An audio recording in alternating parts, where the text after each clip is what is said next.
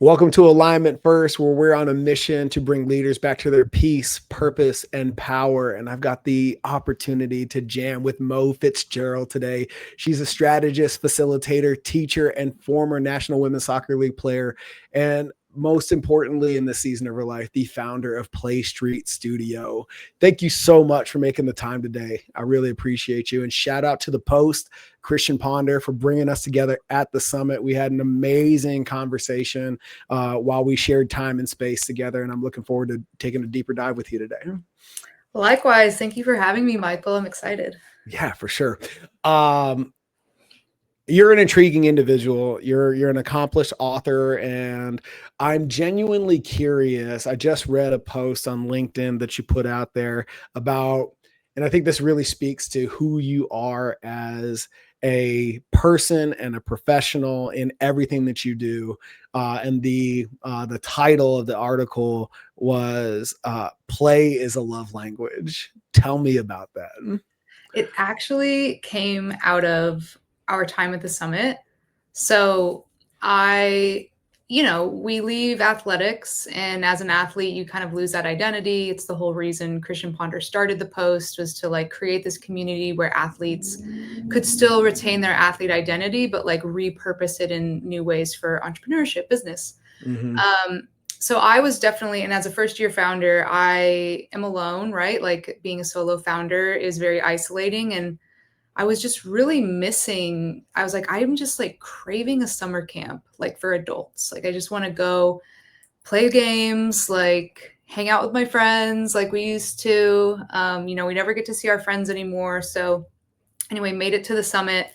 And I was like, dang, this is summer camp. This is the summer camp that I've been looking for. And it was so easy to make friends. And I think it was because, well, one, whoever signs up for the Post is kind of, they're going to be more inclined anyway to want to join community, be with community, make friends in community. But what I realized was that we were playing so much. We played golf, we played golf, we ran, we did yoga. There were so many opportunities to play with each other that I made so many friends in a couple of days. And that just doesn't happen in the adult world, right? It usually takes so long to build a relationship with somebody. And I was, having been out of sport for a long time, as a competitive athlete, it just hit me wow, sport is a love language. Play is a love language. And I actually kind of took that to heart. And I was like, what if I got a domino set, or just a, what's the game where you try and connect four? Yeah. What if I just got a Connect Four and left it on the dining room table for my husband and I to play with? We don't have to have we don't always have to have a conversation or do this or that, but what if I brought more play into my life? And who am I friends with? All of my best friends to this day are people I played soccer with, or I played basketball with, or I played some sort of sport. So I'm a big fan of the love languages, and I know a lot of people are. And I was I think play needs to be added here, because the more I dug in also to play it, there's a lot to back up this idea that play is actually an emotion that we've just sort of disconnected ourselves from. Play is something that's been in our DNA as mammals for millennia, for longer than agriculture, longer than art. And it was created, or we evolved to play as mammals so that we could connect with each other, but then we could also adapt and survive. So being creatively problem solving, for example. It's just all sort of hitting me at once this year. I've always been a huge fan of play. I was a teacher, and I always wanted to be a teacher because I didn't want to go to the adult world. I was like, kids, I want to be around people that play, and kids play really, really well. So did that for 5 years, but then felt moved into the business world and adult world, and was looking around and go, yeah, nobody's playing. We haven't updated the ways in which we work. So I was like, let's bring play to the workplace, not as a nice to have, but as a competitive advantage, because it is yeah.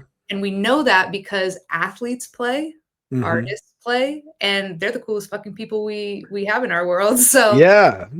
so yeah, that's how we landed on play as a love language. Oh my gosh. I love that so much. It's in my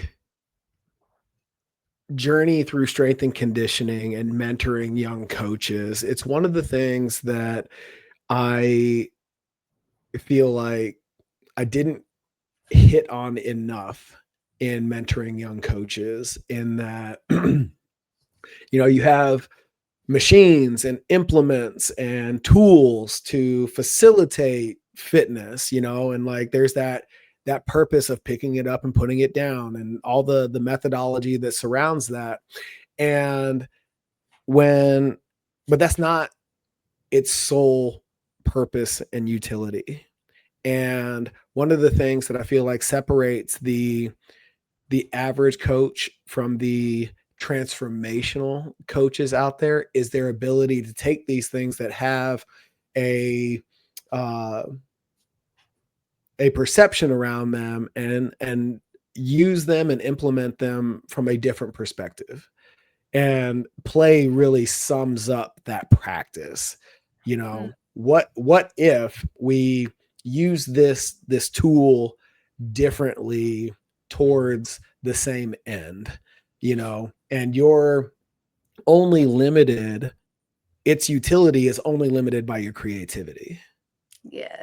So I love the fact that you're bringing that concept into what you do with Play Street and your professional existence. And correct me if I'm wrong, it sounds like this sixth love language of play is also now a non-negotiable for you. If Yeah. if it's not part of the equation, it's not for Mo. Yeah. I think you could say that. And it's not of me. Like, Mm. I don't know another way. A lot of traditional consultants will come in. There's usually a problem. They'll tell you what the problem is, give you some solutions, but then they're usually like, thanks for your cash and time, and I'm going to go. And then you're just sort of left to figure it out on your own. And I Mhm. hear stories all the time of friends or colleagues working with consultants that are supposed to come in and simplify, connect the team. And I feel that that's a very extractive way to just come in and tell people what to do. Like, I'm not an expert in your industry. I'm not an expert in your sector. Like, I have things and knowledge and wisdom that I can bring, but ultimately how I view my role as a strategist and is actually as a facilitator. Mhm. So my job is to facilitate the expertise that already exists within the team. You're always going to know your sector and your business better than I could ever know it in however long it takes me to onboard into your business. So it's really about like taking everybody's shared wisdom and experience and going, let's pool all this and then let's take this and like alchemize it into where we want to go next.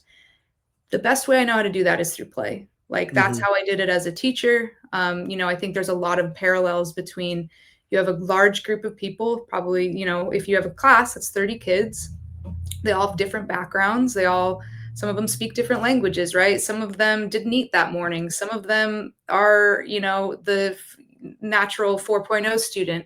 So as a teacher, you have to approach a group of people with an approach that allows for multiple different types of people and learning modalities to happen, so that each person gets to interact with the content how it works for them. But Mhm. then, just like teaching, like, I think we think of play. Someone told me very on, and I really appreciated this advice. They're like, play is really hard to sell because it feels like fluffy, it feels juvenile, it feels like it's not, for the serious folks that are like making their cash. Mm. And I was like, you know what? I think that I see teachers use play every day for strategic reasons. Why can't we do that in business? Like, Oh. if I have a set of outcomes and objectives I have for kids, I need them to be able to write a 3-page essay, right?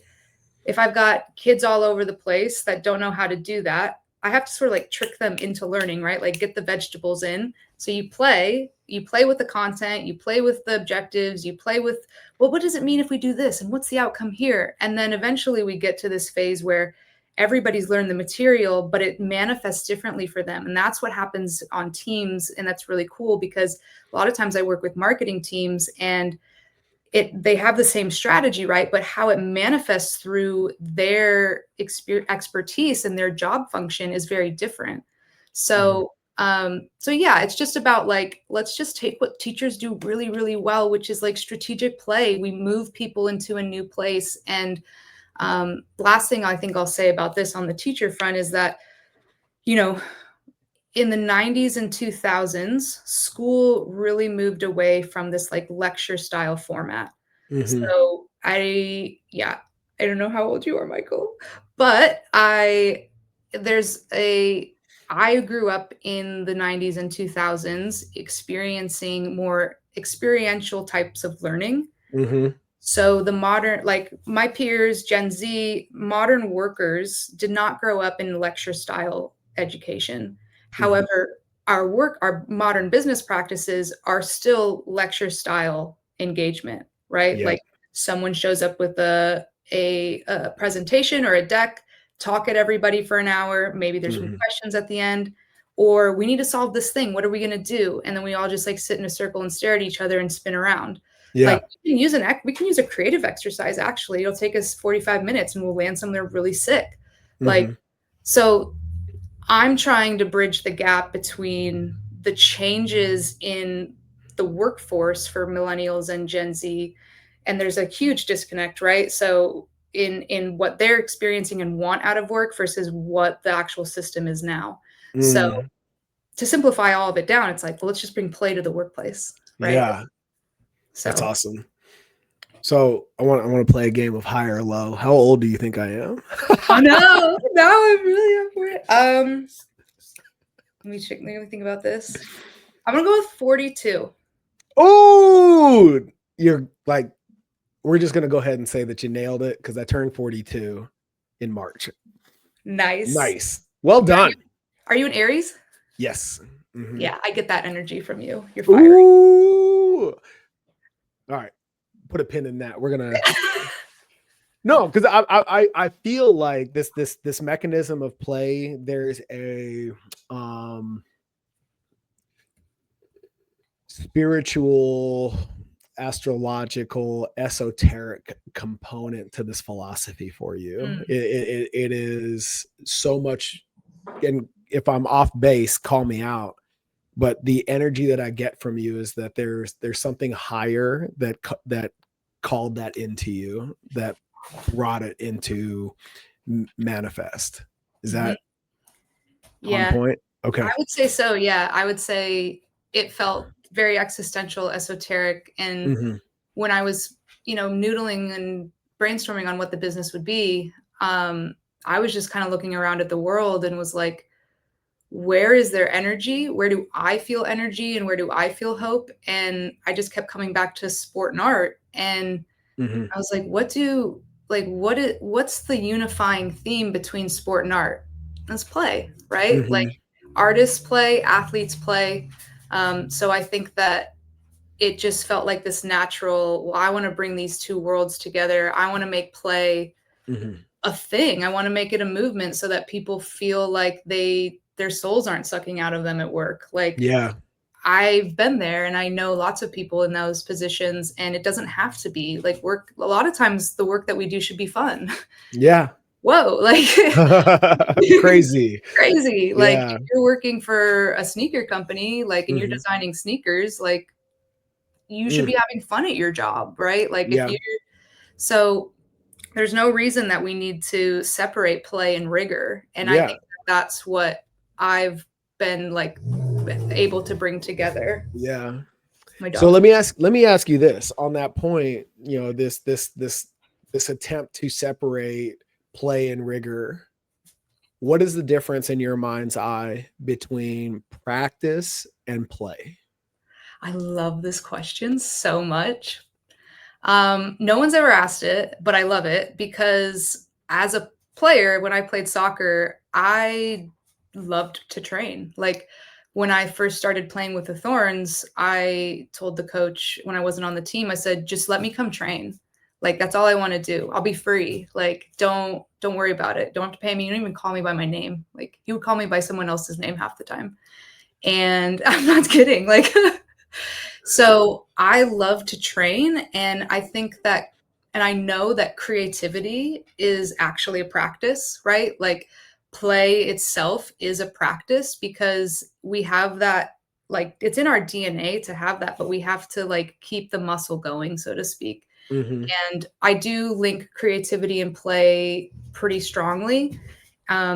And I'm also a creativity coach and went through an extensive training last year to really understand the creative process more. And one thing that just I always reiterate to groups that I work with is it's not about the outcome. I know we're outcome and results driven, but Mm-hmm. when you're in the creative play process, it's actually about the practice and being so present in whatever you're doing that, and bringing your full attention, bringing your full energy, bringing your passion, bringing your joy, and then the result will develop itself. It will deliver itself. But if you aren't process oriented, if you aren't holding the space for play, if you aren't holding the space for creativity and like having processes that, it can be simple too. At the beginning of every team meeting, we ask each other, we say 5 what ifs.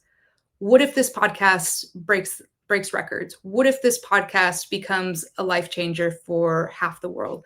What if I make it to the World Cup? What if, we make $1 billion and we're on Oprah next year? Like just playing with what ifs, like that's it. That's a creative exercise. It takes 5 seconds. But if we don't hold the space for it, then I think leaders tend to look around and go, why aren't we being creative? Like we're not differentiating. Like we're not different from our competitors. And Mm-hmm. it's like, well, we didn't practice being creative. Right. We didn't practice playing. So if you don't practice it, it's not just going to like appear all of a sudden. Mm-hmm. You might get a couple good ideas, right? And I think people are really talented, especially in like high performing roles that are in marketing, and they're amazing storytellers. They're amazingly talented. And it's like, imagine how much more amazing it would be if your team actually was creative together and played together and like became a real team modeled after sport. Um, Mm-hmm. we can sit all day in the locker room and talk about tactics and strategy and this and that, but it's like, it makes sense when you go on the field, right? And you Yep. connect with your teammates when you're on the field. Um, so yeah, that's kind of how I have been viewing it in terms of bringing play to the workplace. And what kind of reception are you receiving from these organizations that you're working for? Are you met with like, holy shit, that is newfound and a completely different way of looking at it? Let's give it a shot. Or is it like, you're going to have to prove it to me first? Yeah. It's been a really interesting journey in starting this because how do you sell play? Mm, But I'd say most, if not all, are pretty receptive. If they take the phone call with me, right, and yeah. if they get on a call or we get on a call, and it's interesting because I'm finding that the most innovative organizations are actually the most excited about this, which excites me, right? Like I want to work with high performers in really innovative spaces. So, for example, one of my favorite clients of all time, I work with Nike LA, and they have a small but mighty team what's really unique about the city teams for Nike is that they're on the ground and they're really connected to the athlete and the consumer. So they get to, they did this amazing activation. It was called Run with Heart, and Mm-hmm. they had Kevin Hart in the middle of like the highway in Los Angeles, not legally. Like, don't tell anybody, but it's a podcast. But they made like a glass box with a treadmill in it, and Kevin Hart's like running in the treadmill to like promote this activation basically.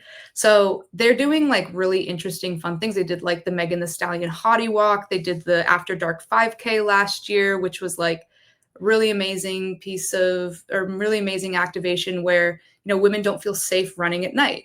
Mm-hmm. So let's hold a whole race for women after dark. And we're going to call it Nike After Dark. So they're doing really creative things, and they have a decade of sport coming their way between the World Cup, between NBA All-Star. They've got the Olympics in 2 years. So, they really need to build up their team culture and their creativity, and they're hungry for it. Like, Mm-hmm. one of my favorite exercises that I created for them specifically was, okay, if Kobe Bryant, Kobe's their muse. Mm-hmm. If Kobe walked in right now and gave this team advice on what it needs to be a high performance culture, what would he say? And it was cool to see the responses, right? Like, one person said, like, stay in the gym. Like, Kobe would tell you to stay in the gym, like, be on your craft, like, be on your shit. And then the other half of this exercise was, what would Virgil Abloh tell this group to have a super highly creative culture? Like, what would the artist tell you? Mm-hmm. And, they were like, they would tell you to go find different scenery, like go find inspiration. They're like, we're not doing that, right? Like, how can we build that in? How can we go find inspiration in our city? How can we be on the ground more? So Nike is a really good example. The Juilliard School is obviously extremely respected and innovative. And they were one of my first clients. They got it right away. They're like, I know what you're doing. And so that was really affirming, to have folks that see the vision, feel it, but also because they're athletes and artists themselves, musicians, right? Like, they know the value of play. So duh, I don't have to explain it to them. Mm-hmm. So those are definitely the types of organizations that get it. And then there's other organizations that are smaller that I work with that also really get it because they were athletes or they were artists. And then, yeah, there's some folks that don't always have vision, don't always have appetite. So, they like Play Street, but maybe they're not at a place where they can, they're not in the place where it'd be a good engagement time. So, Yeah. but it's been interesting. I'm curious to see how it evolves as, like, play as a concept evolves and Mm-hmm. becomes more talked about, I guess. Yeah. What are the uh what's the energy? What are the components of the companies that have slammed the door on you when you introduce this concept of, hey, what if we brought play back into your organization? Hmm. I don't It's funny because I haven't had anyone, like, necessarily slam the door. I'll get Mhm. ghosted for sure. We all get Um, ghosted. we all get ghosted. I get ghosted, and, which is weird. Sometimes it's by creative studios, which you're like, anyway. Um, what was your original question? What's the energy when somebody turns you down? When someone turns me down? Yeah. What are like what is the from your outside in observation, because obviously you're not involved in the inner workings yet at this point, but what are you seeing culturally that's like, nah, play street's not for us, or the concept of Yeah. play is not for us? Why are they resistant to it? I think if folks are very serious and they think that being serious is the way to win. And it's not that I'm not serious. Like, Mm-hmm. I'm here to win too. I'm Yeah. very competitive. um, so those folks, or folks that honestly, this is my frustration in general. Mm-hmm. But people that aren't present, like, I'll be on a call with someone and I can tell that they're typing and I can tell that they're doing this and that. And that's if that's the energy they're giving out, like, of course they're not going to understand and engage fully. I always try and be full, like, do not disturb, nothing else is up when I'm on a call with someone, because that's one of my workshop rules. It's number one, be here now, you know. Mm-hmm. So if you can't engage fully in like just a conversation, I don't think you're going to be willing to engage with your team with protected time, where you're not going to have your phone out for a couple of hours. So it's interesting. We'll see if more people slam the door. I keep telling myself, like, the more no's you get, the better, because you're putting it out there. Oh, all day long. To your point about play and practice, I always look at it from a perspective of, it's just another rep. Yeah. Like I am one rep better than I would have been if that interaction, however which way it went, didn't happen. Mm, You I like know, that. and that has been really empowering in my client creation process, to the extent that as we move forward with Next Level, my partner Joanna and I, it's rather than explain this integrative process and how we coach, I'd rather just give it to you. Mm, Let's get on the phone. Let's solve a problem. Let's create momentum. Let's move the needle. yeah. And if that energy is something that you want to move forward with, awesome. It's not a waste of my time, because very selfishly, I'm better as a coach because I'm getting first exposure to whatever it is that you're dealing with. 100%. And then also you're benefiting from that process. Hopefully you're willing and open enough to it for that movement to occur. So we both win. Mm-hmm. Whether we engage beyond this, zero obligation, but we are both, there's a win-win in this interaction. Yeah, I love that. I love that approach. And I think the best marketing is to be helpful. Oh yeah. Mm-hmm. Like, Well, that was one thing that I experienced, and I've gone above and beyond to communicate this to Christian, because I know this is what he's nailed with the yeah. post. Is everybody in that room, everybody that I've engaged with prior to, during, and since the summit, is service forward first and foremost. Like genuinely curious around what is it that in my toolbox or resources that I have access to can help you move your thing forward. Mm-hmm. Right. Mm-hmm. And while we're all sharing ideas and talking about these things with in a very judgment-free environment, it's also, ooh, who do I know? Who can I introduce you to? What guidance can I give you to move that thing forward? Mm-hmm. And that is incredibly rare. Yeah. My dogs are gonna lose it in a second. That's okay. Brad, will you get the dogs? Thanks. Everybody say bye to Maple and Migos. Bye, Maple Amigos. Now the car alarm's going off. Maybe you can hear it. But no, the community service piece I think is so important. And that's what I'm also seeing in this generation. And I mean, it's across generations, right? Being purpose led. Mm-hmm. But the community piece I see too in working with clients, like there's been a couple of recent pieces of work where the leader wants to come in and do something more strategic. They want to do something with inspiration. And the team is saying, we actually would just like some time to get to know each other. Mm-hmm. Like, so I think community and connection and help. And what was very interesting from one of these offsites was, you know, I did an exercise around player cards. So people had new roles and responsibilities. So let's, define those. And so they made their own player cards.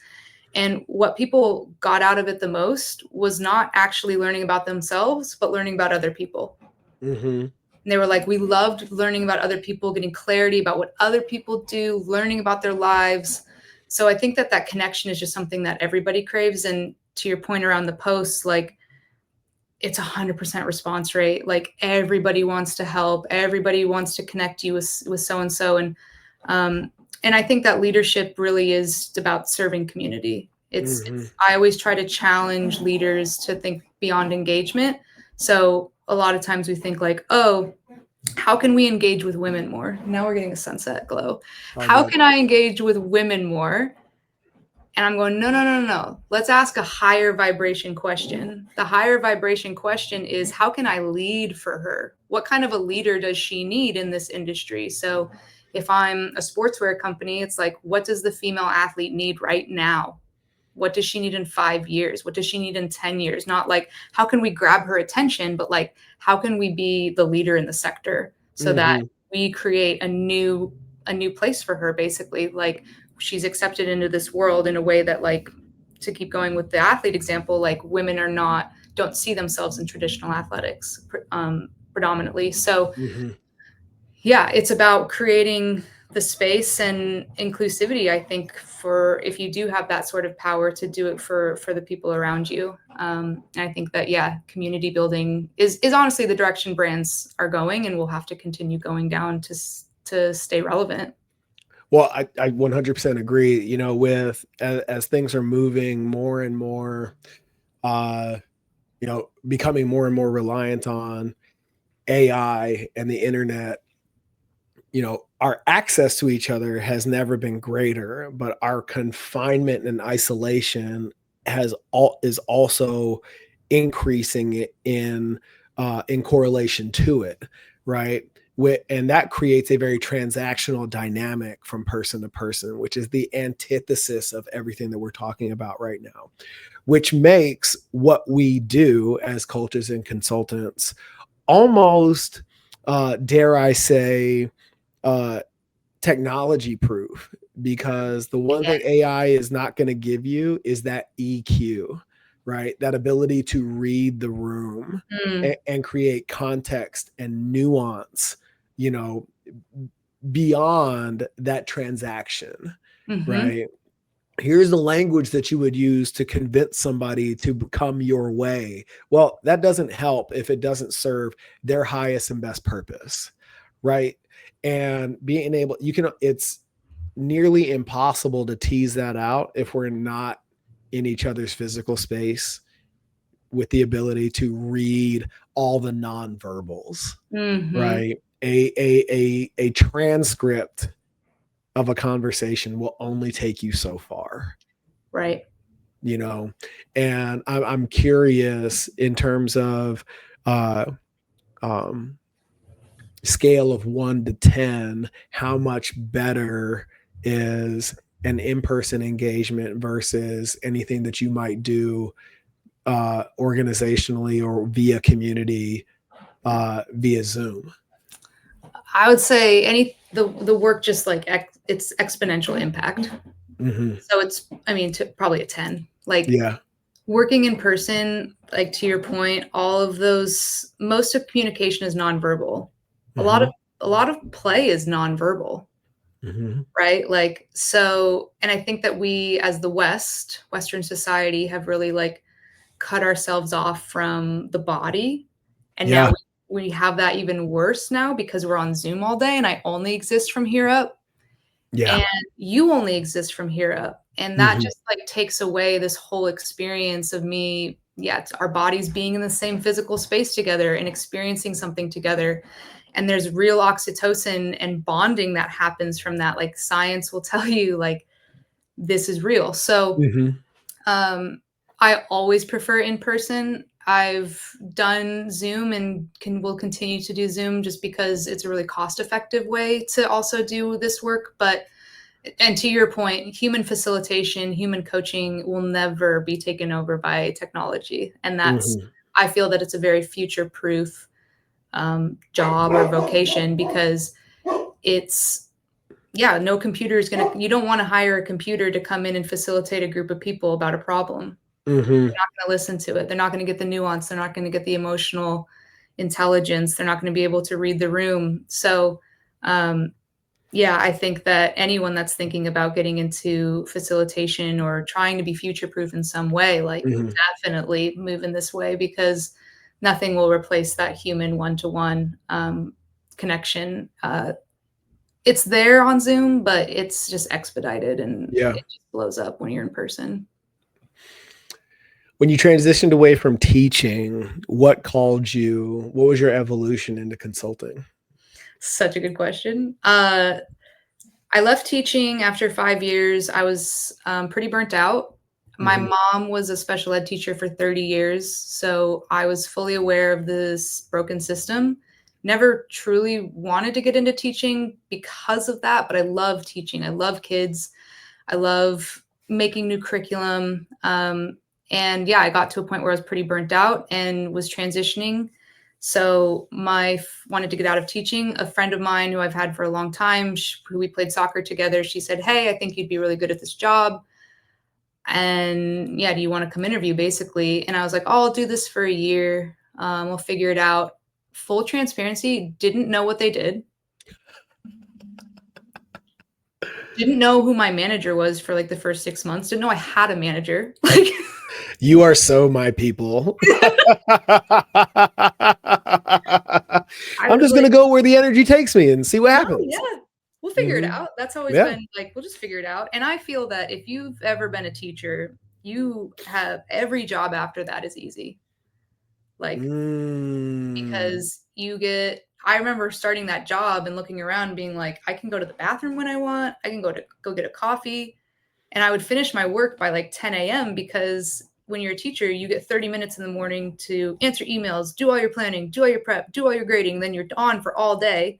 And then you're done and you're just like want to go comatose. Yeah. So anyway, that's a really long way to say teachers are like some of the best people to bring into your business. They're hungry, they'll teach, they'll learn, whatever.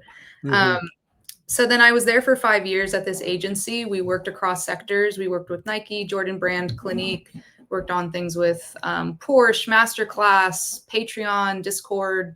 It really just went all over the place. And that allowed me, a lot of it was market research based, but there a lot of strategy. And then I kind of started to carve out a niche within leadership facilitation. We would do offsites every once in a while with teams, and I kind of bullied my way in and said, like, give me the mic, basically. And so did that for a while, and then did that for 5 years. And then the company kind of came to an inflection point. But I went off on my own and started Play Street. But what I really learned from that time was I had to learn to do it. We were a startup, so I learned to do everything. And then the other piece was that because we worked across sectors, you had to learn a sector very quickly. And if I didn't know that, like, you research first, right? Like that's first stage. Like you research that sector. Okay, what's going on in the landscape? Okay, how can we position this one? So then that allowed for me to really get used to just like onboarding very, very quickly and understanding industries and positioning very quickly. So yeah, and then I left and started Play Street, and that's how but I wanted to do the things I love, right? Like I wanted more facilitation, more strategy work, less market research. So less marketing implementation. There you go. So yeah, that was sort of my journey. And I'll also say while I was teaching, that's when I was also playing for the Thorns, but I wasn't paid anything. So, because I was a woman 10 years ago and a professional athlete. So I was also teaching at the same time and juggling both. And yeah, I think I felt like I didn't have like I wasn't making money. So soccer wasn't sustainable. But then to the impact and community piece, like I felt like I could make an impact in the classroom and felt that there was more energy there rather than me continuing to pursue this dream that didn't feel like I wasn't going to be able to sustain it. Yeah. So yeah, that was kind of my journey in a complicated, overlapping way. Yeah. Yeah. What's the biggest curveball that entrepreneurship has thrown you since you started Play Street? Whoa. And then I want you to answer it because this is a really hard question. The biggest curveball. I don't know if it's a curveball, but I was talking to somebody about this recently, and like if we had known how hard it was or how much we were going to have to do when we started, we would have never done it. Really? Nah, I would have done it still.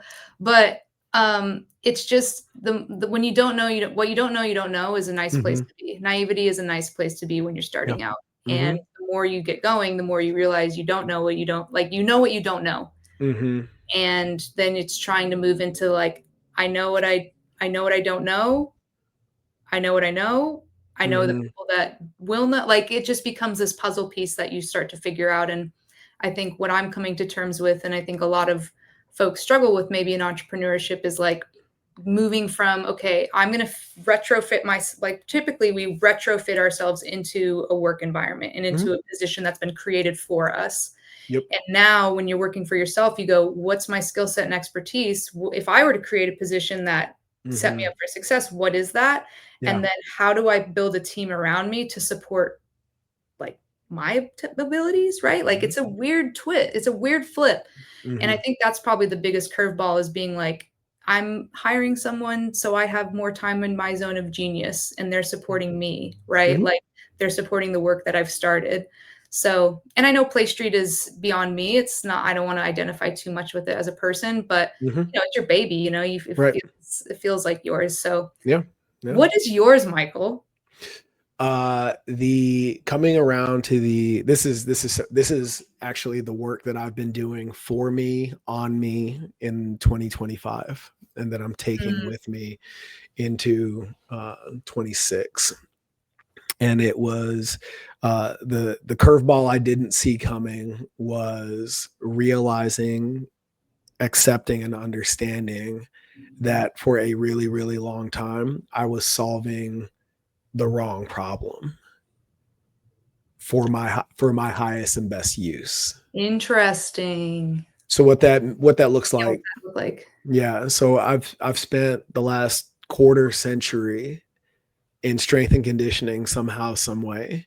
Whether I was an apprentice at Gold's Gym in my hometown in high school, so I didn't have to pay a membership, to learning at the feet of Alan Hedrick, who was my strength and conditioning coach at the Air Force Academy. My degree in health and human performance, being the training and standardization officer for my units in the Marine Corps, and then obviously opening a brick and mortar training facility for 12 years post. And over the course of the last 10 years, I really started scratching this itch around this idea that your fitness or lack thereof is really the symptom of the shit that you're avoiding in the other 23 hours of your day. And when I got really curious about solving those problems, the fitness became a byproduct of that solution. Interesting. Does Yeah. that make sense? Yep.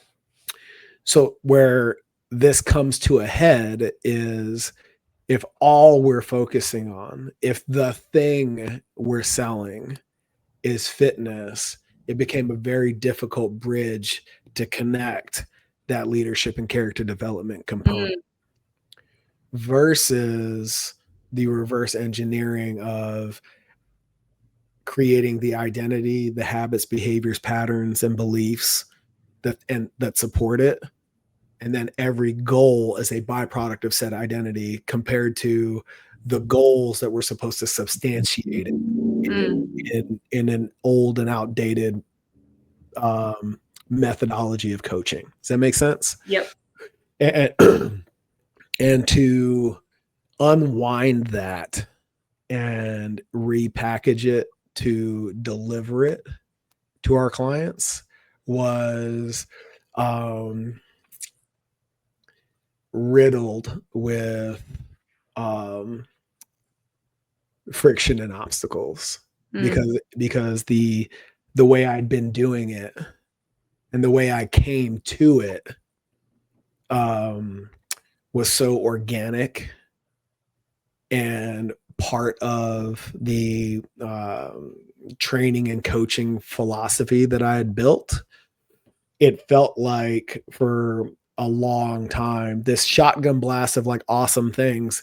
I was podcasting, I'd written a book on this, on my journey and how this like philosophy came to be, and but like they were all competing for energy. So I became yeah. in business a mile wide and an inch deep, and all these things, my mastermind group, the book, the podcast, the gym, they were all competing against each other and not operating in synergy.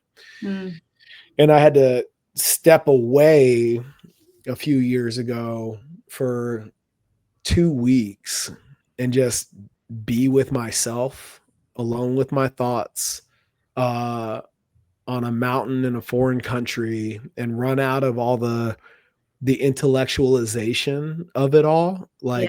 like the MBA way of doing this thing, you know, to Yep. come to like, oh, this is how all that shit stacks up. And this is a deliverable product and process that will result in the outcomes that we ultimately want for our clients. Mm, And the bitch of it all, when it was all said and done, I had to let the gym go in order to bring this uh, and serve in this capacity in the highest and best way. yep. And one of the things that uh, is really challenging in leadership and making these uh, greatest good decisions is we've created this circumstance in Western society and as human beings that it has to be a dumpster fire in order for us to let it go. Right. This relationship has to be toxic. It's got to be abusive on some level for me to rationalize this decision. Right. And the truth is, it doesn't have to be bad to create the decision to let it go. It doesn't have to be a negative experience. I have nothing negative to say about my decade plus of brick and mortar ownership. Nothing. Right. And when you come to that inflection point, I love that word, by the way, that inflection point of, I can't do the thing at the highest level as long as I'm doing this, but this doesn't suck. Right. Fuck. Right. I'm totally with you. I'm tracking all of this. And yeah. And what it really comes down to, and the faster that you can get here, and I just spent this past weekend with my coach facilitating this exact mechanism. What's really where you have to get to, and this is a practice, because now when you see it, it's like, oh, cool, so much less emotional attachment. Like, I understand my calling, I know where I'm going, and I can't do it this way. Cool, decision made, let's go. Right. And still, like, being okay with all the friction that comes with these decisions. Right. I don't want to paint the picture that, oh yeah, you make this challenging decision, everything's roses. So like, no, the universe has a real natural tendency to introduce friction first. It's like, oh, do you really believe that? Do you really want to do this thing? Is that really the direction you want to go? Right. So amidst all of that, when you pierce the veil in practice enough, it's so much easier to reconcile these decisions, and you're looking for, like, how much better am I able to deliver this service and purpose without this, compared to how hard I've been making it trying to hang on to it. My capacity and bandwidth is so limited, right, because of this, as opposed to how much better I would be as a coach without it. Yeah.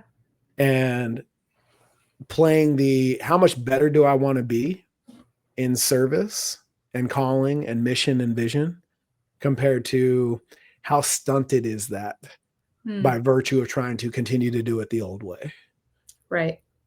Does that make sense? 100%. And what's showing up for you as I describe all of that? All of it. Like, we're brought up, especially as athletes, to be like, just push a little harder. Like, you have it in you, like, do that extra set, do that extra rep. And the reality is, and I think athletics is obviously moving in a different direction. It's about holistic. It's about the whole person now. And part of that equation is rest. And if we don't have space to rest, we can't be high performers. We can't be highly creative. But to your point around, like, this, I want to make sure I say it correctly. You have to be able to, like, basically, like, this is going to be crass, but there's a writer called Anne Lamott, and she's got a great book called Bird by Bird, which is about writing, which I definitely recommend to anyone that's creative. But she has a phrase that is kill your darlings. And in the writing process, killing your darlings is like, okay, I had a really good idea early on, and now it doesn't actually serve the plot anymore. But I really like this chapter. I really like this character. I really like this thing. And I like it because I made it, right? And so killing your darlings is like, actually, like, that character didn't serve the plot as the story evolved. So you got to kill it. Like, that chapter doesn't serve it. Like, it doesn't serve the plot, doesn't serve the mission. We got to kill it. So I think for you, and what I've had to do too, is go like, what needs to die, basically, for something else to live.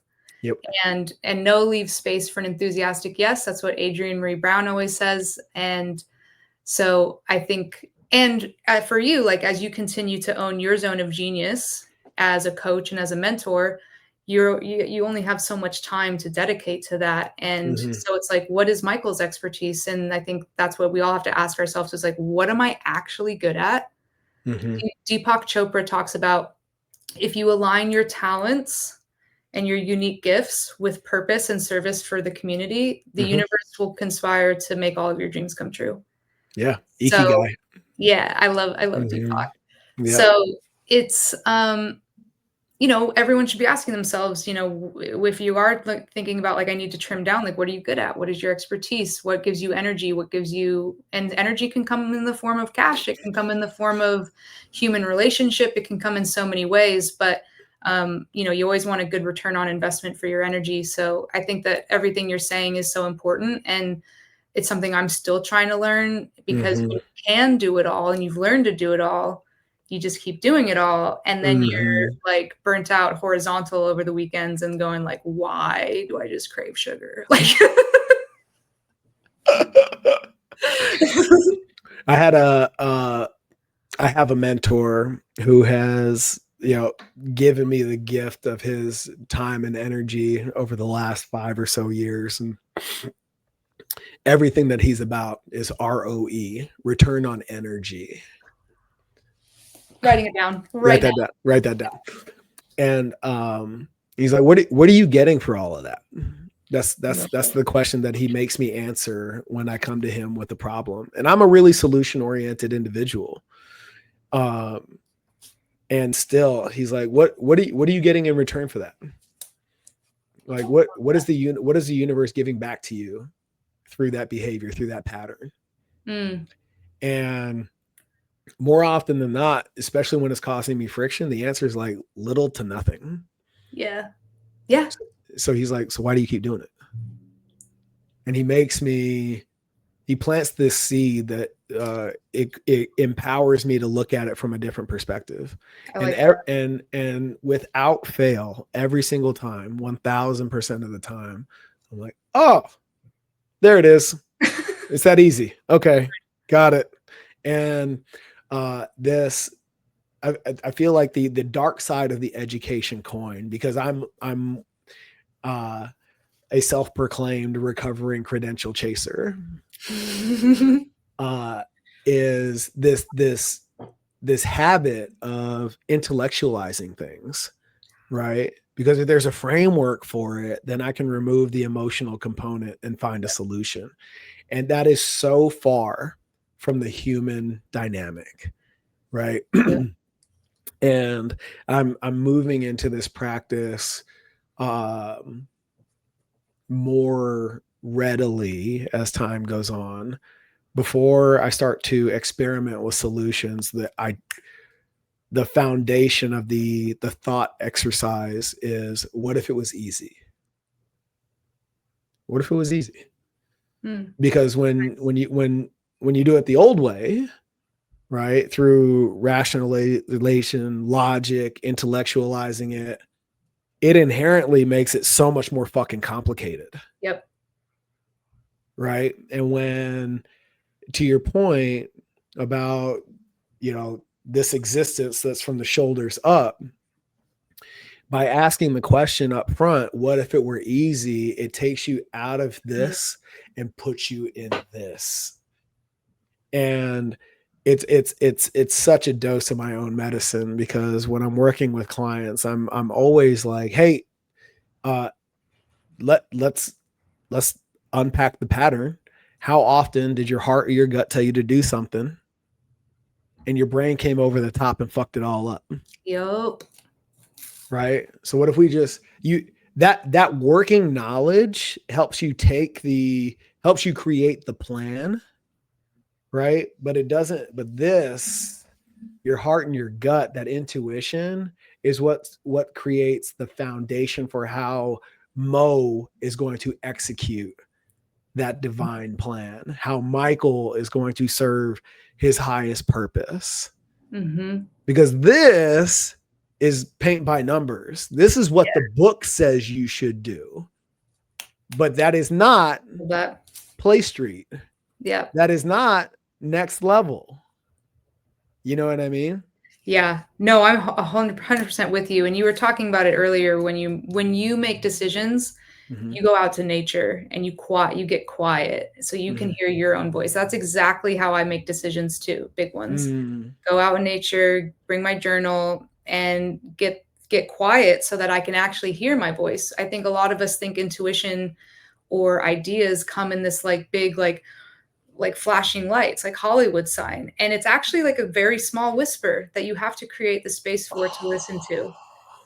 Yeah, it is. It's small. Like when I chose to leave my company and start my own thing, I went out to the woods and it was a very small whisper but it was it was confident, but it was very quiet. And it said, do your own thing.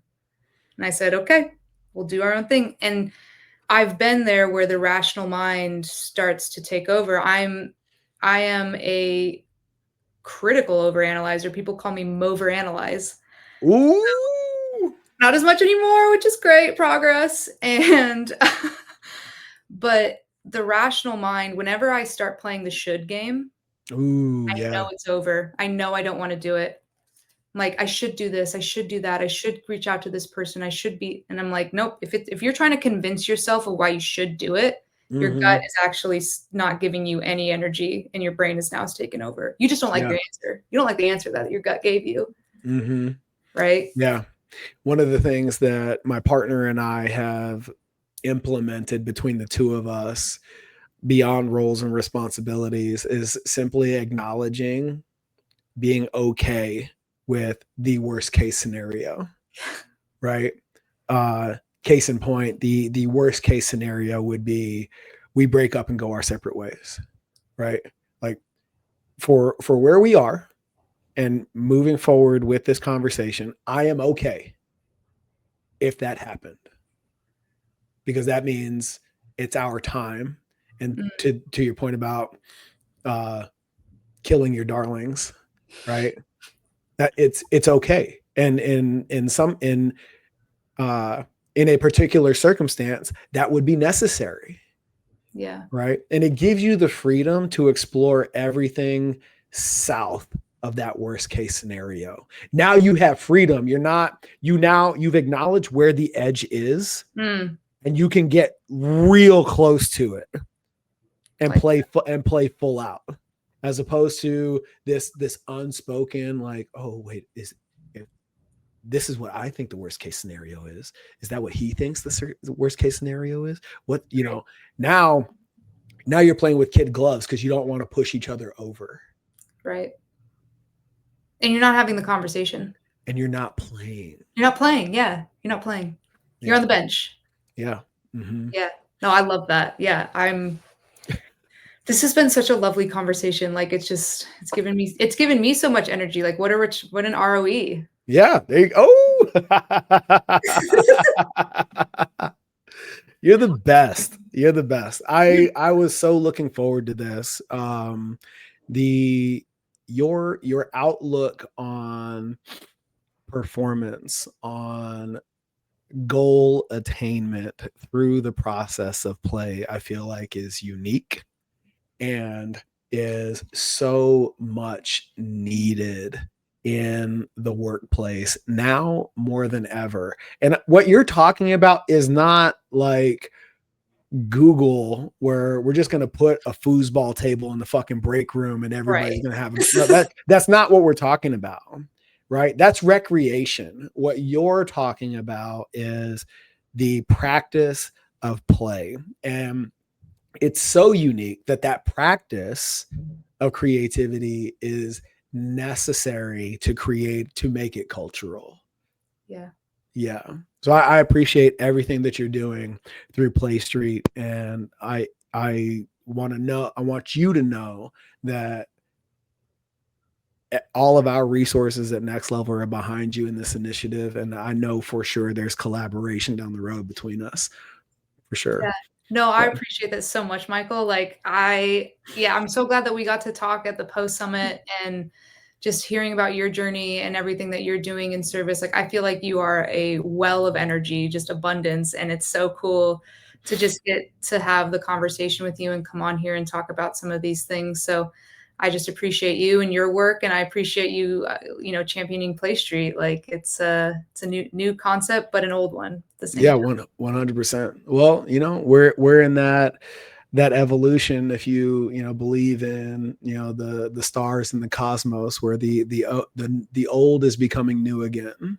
you Mm-hmm. know where can our audience find Mo and Play Street and get a hold of you? Yeah. You can find me on the LinkedIn. That's a really easy one, just Mo Fitzgerald. And then, I think playstreetstudio.com is sliding under us right now in the banner. And I'm also on Instagram at MomoFitz. So come find me. I love to chat. I love to play.